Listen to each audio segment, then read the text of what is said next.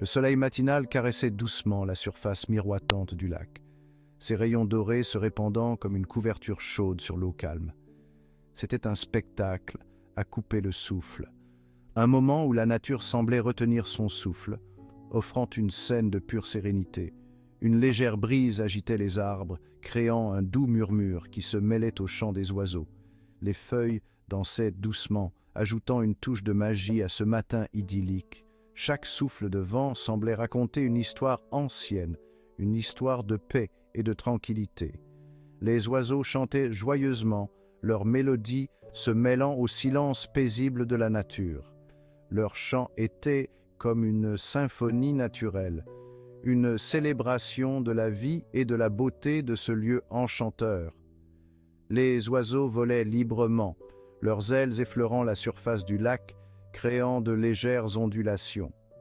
C'était une journée parfaite pour une escapade en amoureux. Le couple, main dans la main, savourait chaque instant passé ensemble, loin du tumulte de la vie quotidienne. Ils voguaient doucement sur le lac, leur rire se mêlant au doux clapotis de l'eau. Loin du tumulte de la ville, un couple profitait d'un séjour paisible au bord de l'eau. Ils avaient trouvé refuge dans une petite cabane en bois, un havre de paix où ils pouvaient se ressourcer et se reconnecter. Le matin, ils prenaient leur café en écoutant les sons apaisants de la nature. Après une matinée passée à taquiner le poisson, le mari s'était assoupi dans le chalet. La pêche avait été fructueuse et il se sentait satisfait et détendu.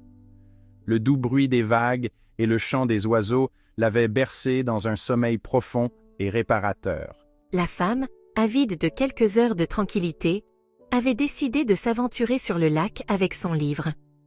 Elle aimait ces moments de solitude où elle pouvait se perdre dans les pages de son roman préféré, entourée par la beauté naturelle du lac.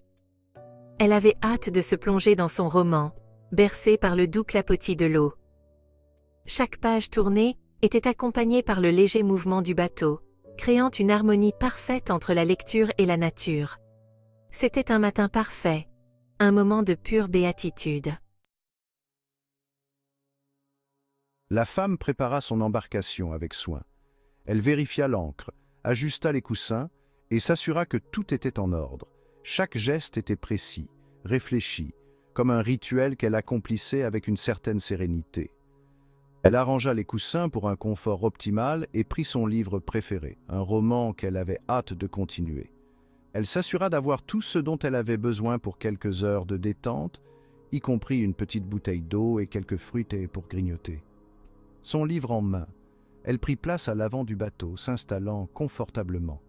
Elle aimait cette sensation de liberté, loin du tumulte quotidien. Elle commença à ramer doucement vers le milieu du lac, ses mouvements lents et réguliers créant de petites vagues sur l'eau calme. Chaque coup de rame la rapprochait de ce havre de paix qu'elle chérissait tant. Le soleil caressait sa peau, réchauffant doucement son visage. Les rayons du soleil jouaient sur l'eau, créant des reflets scintillants qui dansaient autour d'elle. Une légère brise jouait dans ses cheveux, apportant avec elle les parfums subtils de la nature environnante. Elle se sentait en harmonie avec les éléments, chaque souffle de vent renforçant son sentiment de bien-être. Elle inspira profondément l'air frais, savourant chaque instant. Puis, elle ouvrit son livre, impatiente de retrouver les aventures de ses personnages préférés. Ce moment de lecture était pour elle une véritable évasion, une parenthèse enchantée dans son quotidien. Elle plongea dans les pages avec enthousiasme, un sourire se dessinant sur ses lèvres à mesure qu'elle avançait dans l'histoire. Les mots la transportaient dans un autre monde, un univers où tout était possible. Les mots se transformèrent en images vibrantes dans son esprit, chaque phrase peignant un tableau vivant. Elle pouvait presque sentir les textures, entendre les sons et voir les couleurs éclatantes des scènes décrites. L'emportant loin du monde réel, son esprit vagabondait dans les contrées imaginaires de son livre. Le lac autour d'elle semblait disparaître, remplacé par les paysages fantastiques de son récit. Elle était totalement absorbée par sa lecture, oubliant tout le reste. Le temps semblait s'arrêter, chaque page tournée la plongeant plus profondément dans son aventure littéraire. c'était son moment de bonheur pur. Une évasion littéraire parfaite. Soudain, un bruit étrange vint la sortir de sa rêverie. Un bruit de moteur se rapprochant rapidement. Elle leva les yeux de son livre, surprise. Un bateau à moteur, piloté par un homme en uniforme, se dirigeait droit sur elle. Le garde-chasse, le visage sévère, stoppa son embarcation à quelques mètres de la sienne. Il la scruta de haut en bas, l'air mécontent. La femme sentit une pointe d'inquiétude. Que voulait-il? Avait-elle fait quelque chose de mal? Madame, vous êtes dans une zone de pêche interdite. Savez-vous que c'est illégal? La femme surprise baissa les yeux sur son livre, puis releva la tête vers l'homme perplexe. Pêcher? Mais je ne pêche pas, je lis. Le garde-chasse haussa les épaules, sceptique. Peu importe. Vous êtes dans une zone de pêche réservée. Vous pourriez commencer à pêcher à tout moment. Vraiment? Vous pensez que je vais sortir une canne à pêche de mon sac à main? Le garde-chasse, piqué au vif, se redressa.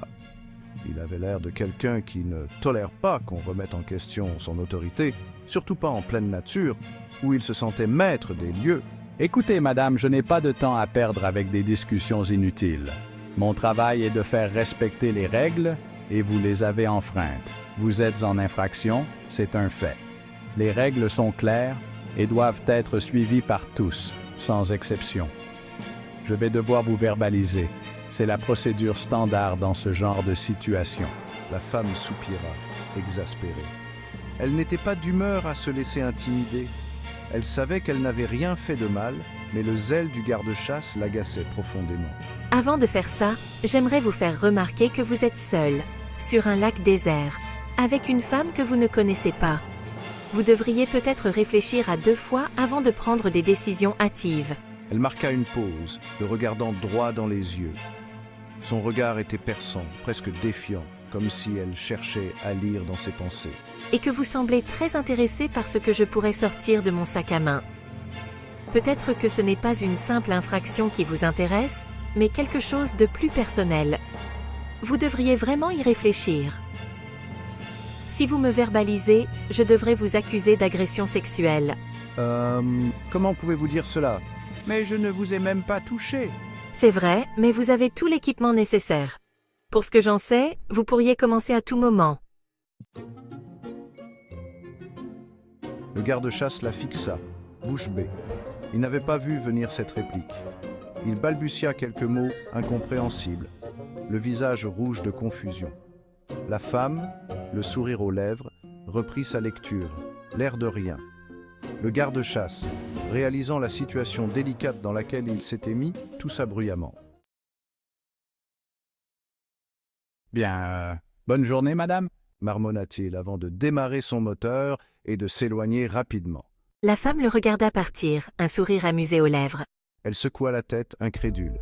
Il était parti aussi vite qu'il était arrivé, la laissant seule avec son livre et le silence apaisant du lac. Elle reprit sa lecture, le cœur léger, savourant sa victoire inattendue. La tranquillité du lac était revenue, plus profonde encore qu'auparavant. Le soleil brillait, les oiseaux chantaient, et la femme se laissait bercer par les mots de son roman.